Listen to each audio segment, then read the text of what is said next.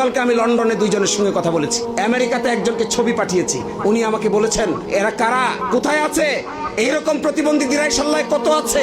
আমি ওনাকে বলেছি 9,500 লোক দিরাইশাল্লায় প্রতিবন্ধী আছে। কেউ খাইতে পারে না, কেউ চোখে দেখে না, কারো ডান হাত নাই, কারো বাম হাত নাই, কেউ হুইল চেয়ারে হাঁটে। আমি এমপি হলাম কি হলাম না এটা বড় কথা নয়, আমাকে আপনারা ভোট দিলেন কি দিলেন না এটাও আমার কাছে বড় কথা নয়, আমাকে আপনারা সাপোর্ট করলেন কি করলেন না এটাও আমার কাছে বড় কথা নয়। ইনশাআল্লাহ নির্বাচনের পরে প্রথম প্রজেক্ট দিরাইতে লঞ্চ করার চেষ্টা করব। প্রথম ইতোমধ্যে আমি জায়গা দেখেছি, জায়গার মালিকের সঙ্গে কথা বলেছি।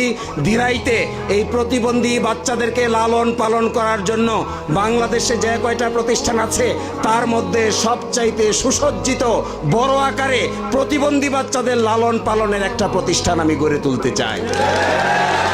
এদের কষ্ট দেখলে কি হিন্দু কি মুসলমান, কি বৌদ্ধ কি খ্রিস্টান, এদের কষ্ট দেখলে হৃদয় ছিঁড়ে বেরিয়ে আসে। একটা পরিবার, মানুষ 5টা, 2টা প্রতিবন্ধী, মা কি করে, বাপ কি করে, আরেকটা বোন কি করে, খবর নিচ্ছি না আমরা, দেখতে পাচ্ছি না তাদের, দিতে পারছি না শেল্টার, দিতে পারছি না একটু আরাম।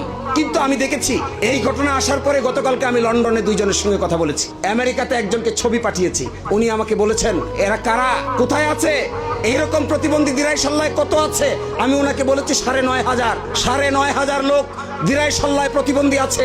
কেউ খাইতে পারে না, কেউ চোখে দেখে না, কারো ডান হাত নাই, কারো বাম হাত নাই, কেউ হুইল চেয়ারে হাঁটে, কেউ কথা বলতে পারে না, কেউ আছে বুদ্ধি নাই, স্কুলে যেতে পারে না, কাজ করতে পারে না।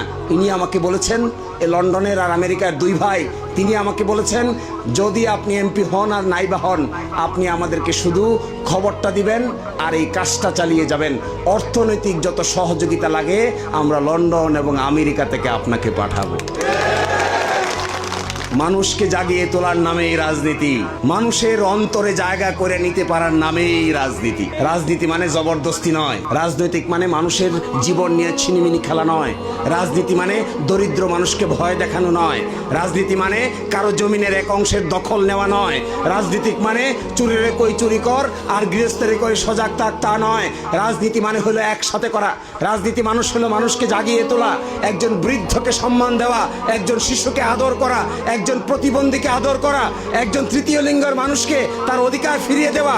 আমার বিবেচনায় দিরাইশাল্লায় যে পরিবেশ তৈরি হয়েছে, ইনশাআল্লাহ সব দলের, সব মতের, সব জাতের, সব পেশার মানুষেরা, সব ধর্মের মানুষেরা একসাথে হয়ে আগামী 9 তারিখ দিরাইতে আমরা একটা ঐক্যের জন্য দিরাইশাল্লার হাজার হাজার মানুষকে আমরা একসাথে করব।